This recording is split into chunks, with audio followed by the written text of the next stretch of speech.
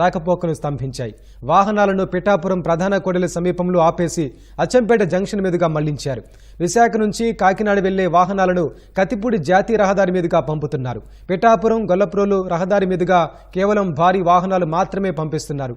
కార్లు, ద్విచక్ర వాహనదారులను పోలీసులు నిలిపివేస్తున్నారు.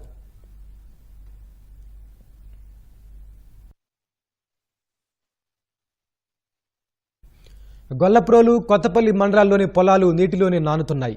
జాతీయ రహదారి వెంట ఉన్న గృహాలు, దుకాణాలు, ఆలయాలు నీటమునిగాయి. గ్రామాల్లో పశువులను జాతీయ రహదారి వద్దకు తీసుకొచ్చి సంరక్షించుకుంటున్నారు.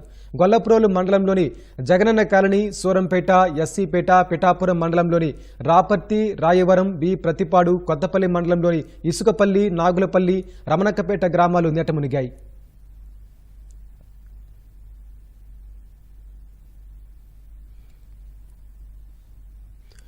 ఏలూరు జిల్లా కుకునూరు, వేలేరుపాడు విలీన మండలంలోని గ్రామాలు గోదావరి వరదలో మునిగాయి. వింజరం, చీరవెల్లి మధ్య ప్రధాన రహదారిపై వరద ప్రవహిస్తోంది. కుకునూరు మండల కేంద్రానికి రాకపోకలు నిలిచాయి. విలీన మండలాల్లో 25 గ్రామాలకు 2 రోజులుగా రాకపోకలు స్తంభించాయి. పంట పొలాలు సైతం నీట మునిగాయి.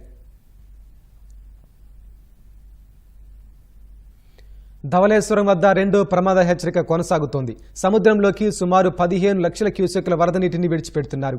బ్యారేజీ దిగునున్న కోనసీమ ప్రాంతంలో గోదావరి నదీపాయలు పోటెత్తి ప్రవహిస్తున్నాయి.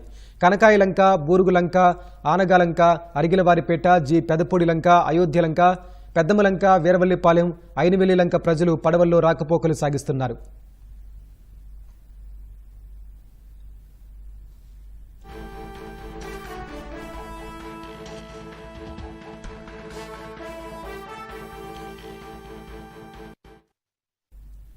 Subscribe for more content.